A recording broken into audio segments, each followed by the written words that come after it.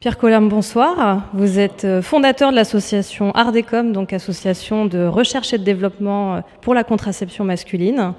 Est-ce qu'on peut savoir ce qui vous a amené au tout départ à vous préoccuper de votre fertilité?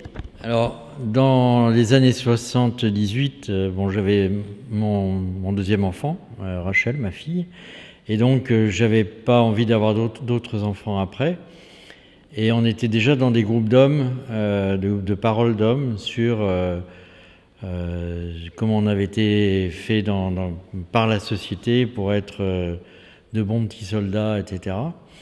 Et donc, notamment au niveau de la contraception, quand on voulait être logique par rapport à un non-désir d'enfant, on n'avait pas de moyens, à part la capote, d'arrêter de concevoir.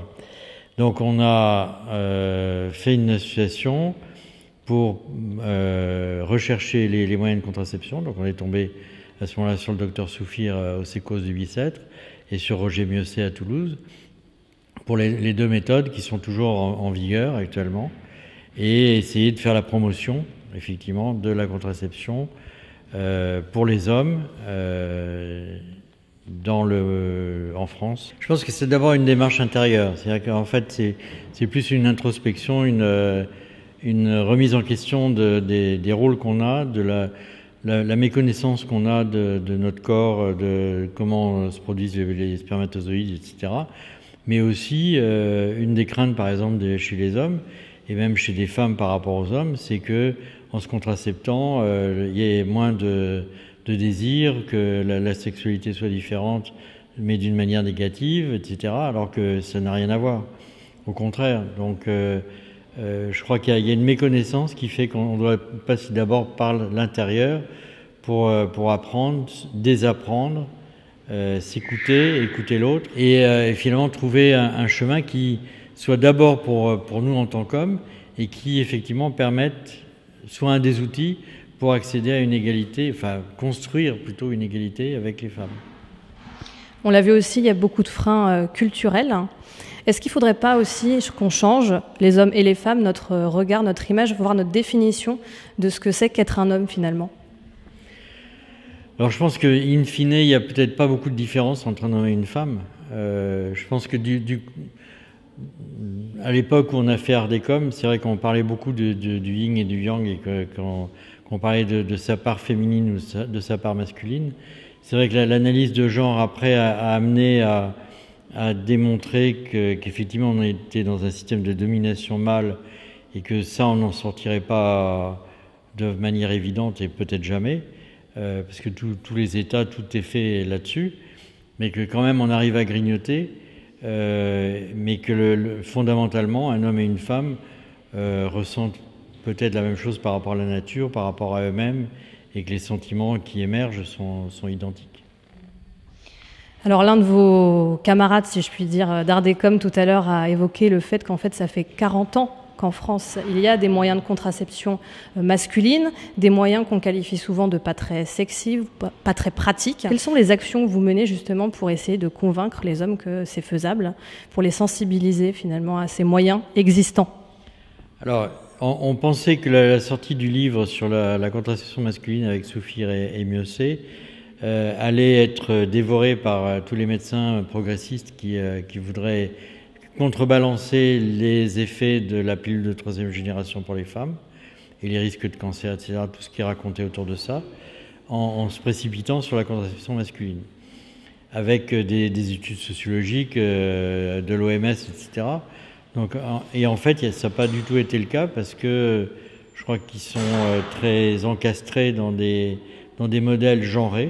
Là, c'est le cas de le dire, puisque les gynécos voient des femmes mais ne voient pas le compagnon de la femme, ou ne demandent pas à voir l'homme. Donc l'information ne passe pas, ils n'ont pas de formation pour ça. Donc en fait, on est complètement bloqué. Donc nous, notre souhait, en travaillant avec le planning, c'est d'avoir une diffusion de l'information au niveau des écoles, au niveau des centres de planification où les femmes viennent consulter, et au niveau des médecins dans les régions où est le planning. Est-ce que finalement cet engouement actuel pour la contraception masculine, il ne vient pas aussi du fait qu'on est dans une période où les femmes se méfient beaucoup des moyens de contraception à leur portée, et notamment de la pilule, avec tous les problèmes qu'il y a pu y avoir il y a quelques années? Ça c'est clair. On a eu un salon d'écologie à Toulouse, où effectivement tout le monde s'est précipité sur la méthode thermique, et tout le monde lui a demandé une méthode qui ne soit pas hormonale. L'hormone est devenue quelque chose d'horrible, et tous les produits chimiques aussi, de façon peut-être exagérée actuellement, mais en tout cas, oui, on est dans cette dynamique-là. Dernière question, et puis après, je vous rends votre liberté. On a évoqué beaucoup aussi le cas de l'Angleterre et de l'Espagne qui pratiquent la vasectomie en plus grand nombre. Alors, ce n'est pas encore des nombres extrêmement conséquents, hein, 10% en Espagne, 20% en Angleterre. Est-ce que c'est vraiment une méthode qu'on peut recommander aujourd'hui, sachant qu'il peut y avoir des cas où elle n'est plus réversible? C'est évident que la plupart des hommes, je dirais 35, 40 ans, 45 ans, en général, pour 80% d'entre eux, ont eu des enfants et n'en feront pas d'autres. Il y a toujours le cas qu'on nous raconte où effectivement le vieux se divorce, se retrouve avec une jeune qui veut avoir un enfant de lui, etc. Il y a la conservation du sperme, il y a la reperméation qui marche dans 70% des cas. De toute façon, on est un pays qui est favorisé par rapport à ça. Mais je crois qu'il y a une espèce comme nous, ça a été une logique quand on a réfléchi sur nos rôles et sur l'inconséquence qu'on avait de ne pas se contracepter. Ça a été logique pour nous de chercher à se contracepter. Là, quelqu'un qui prend la décision de ne plus faire d'enfants, logiquement, il doit se vasectomiser. Merci beaucoup, Pierre Collin.